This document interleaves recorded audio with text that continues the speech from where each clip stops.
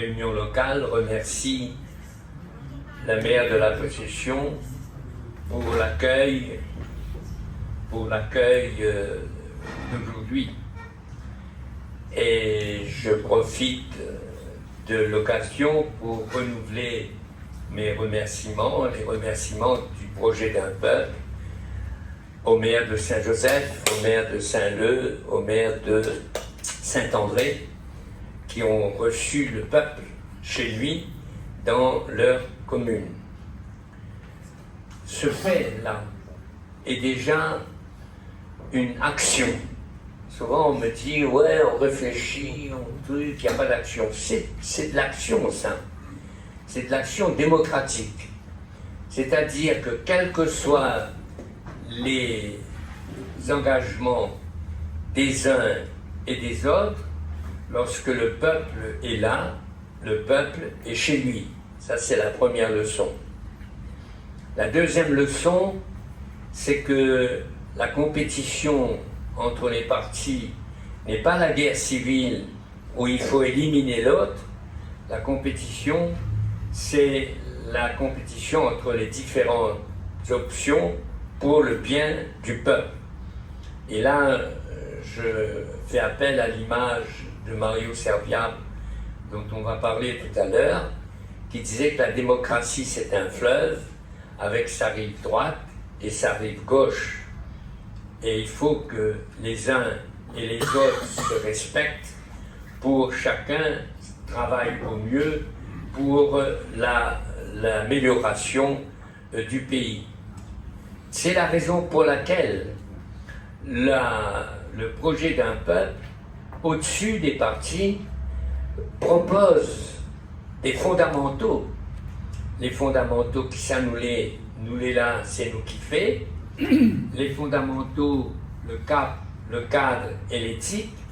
Les fondamentaux, c'est aussi cette manifestation par un millier ou 2000 ou 3000 personnes à la conférence des 1000 États généraux doivent être validées par le référendum local. Il ne faut pas oublier ça.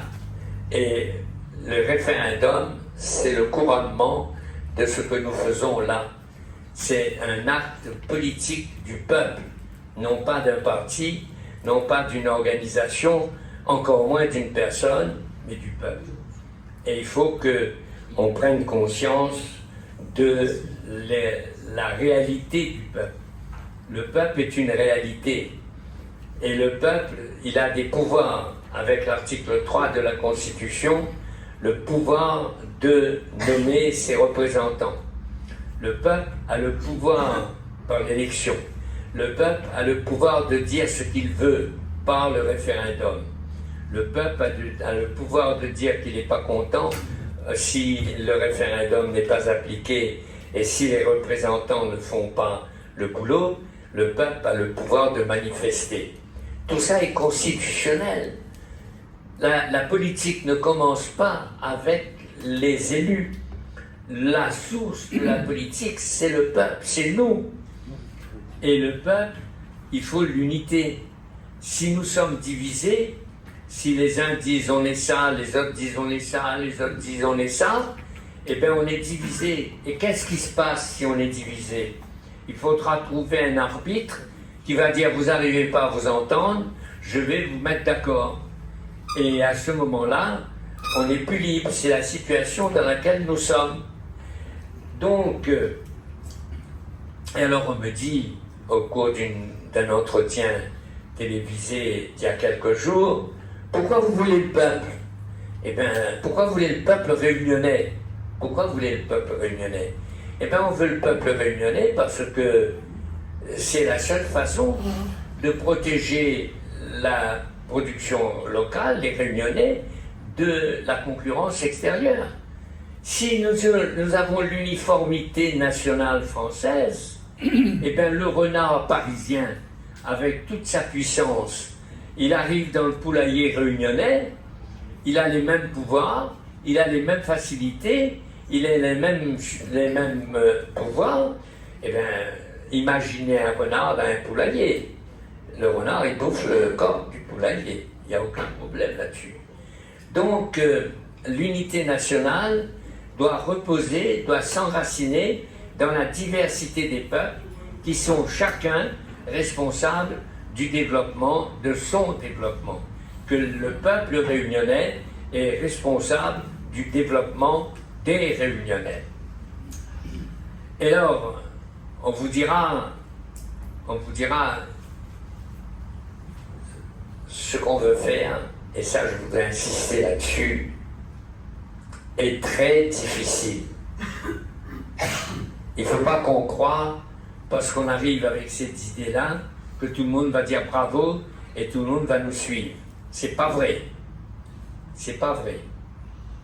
On est dans une démarche très, très, très difficile. Une démarche très difficile parce que on a réussi depuis plus de 2 siècles à nous convaincre que l'uniformité, c'est la solution. Et que si on ne respecte pas l'uniformité, on sera séparés et on sera faible. On nous dit, réclamer le retour du peuple réunionnais, c'est vouloir l'indépendance de la Réunion. C'est faux. C'est complètement faux. C'est au contraire, si on refuse la personnalité, la reconnaissance de l'identité réunionnaise, c'est à ce moment-là que les Réunionnais diront un jour, si on ne peut pas être Réunionnais pour être Français, on ne sera plus Français. Mais ça, il faut bien mettre ça dans la tête. La deuxième chose qui dépend, la deuxième difficulté qui dépend de l'autre, c'est que si on revendique d'être réunionnais et qu'à ce moment-là, on n'est plus français, eh bien, on perd les avantages que nous avons à l'heure actuelle. Les avantages, ne dépendent pas du peuple de la France. D'ailleurs, là, il faudrait arriver à distinguer la France du gouvernement français. L'uniformité est imposée par une politique gouvernementale française. Avant la Révolution, c'était les rois. Après la Révolution, c'est la République. Ce qu'on est en train de faire, c'est de retourner le retour des peuples dans la République.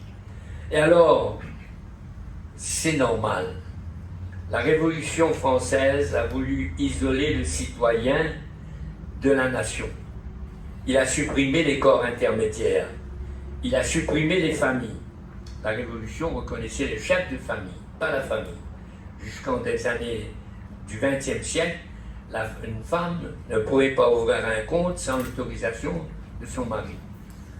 Donc les organisations professionnelles patronales sont revenues en 1864. Les organisations professionnelles syndicales sont revenues en 1884. Les associations sont revenues avec la fameuse loi de 1901. Les familles sont revenues avec les lois sociales françaises. Les peuples sont en train de revenir. C'est normal, c'est le sens de l'histoire. Il faut qu'on entre dans ce sens-là.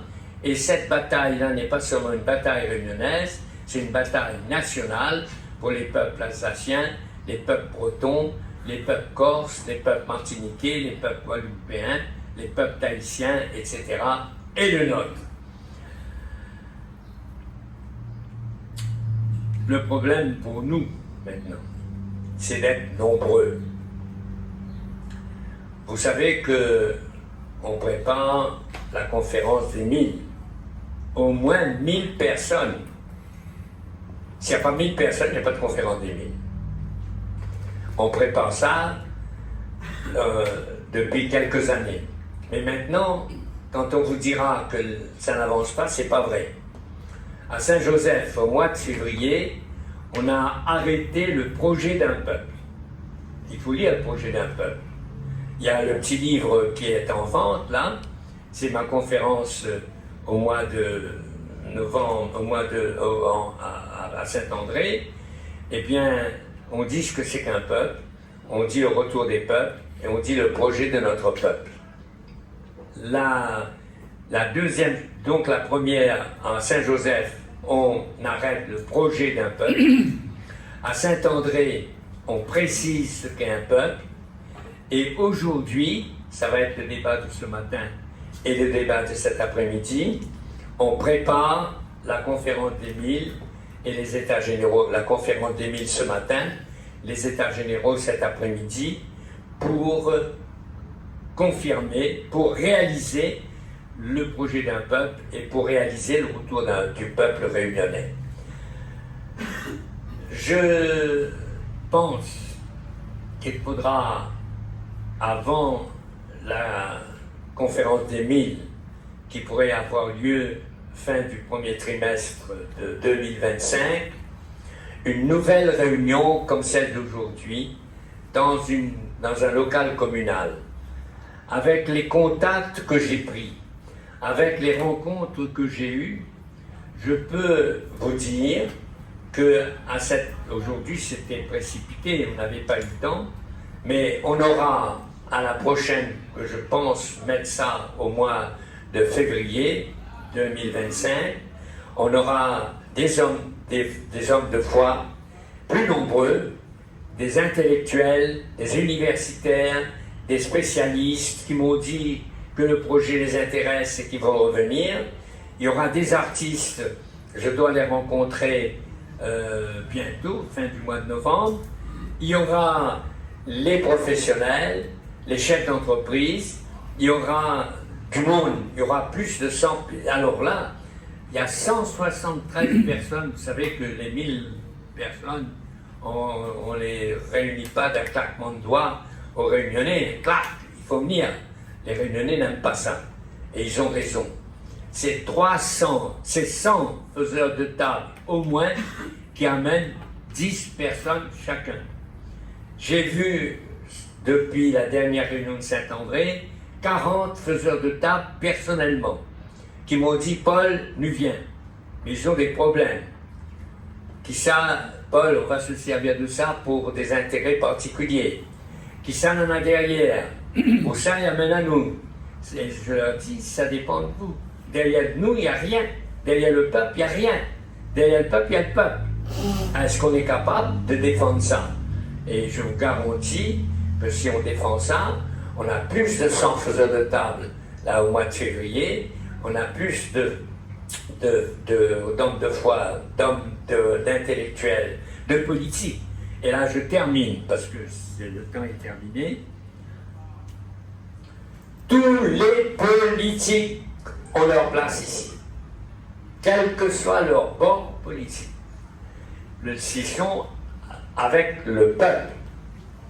Il faut renverser que ce n'est pas les hommes politiques qui donnent le là, c'est le peuple qui donne le là.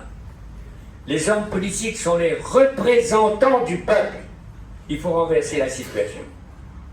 La deuxième vérité, c'est que c'est le peuple qui dit, qui ça lui veut, et c'est le peuple qui dit que ça lui veut et que ça lui fait.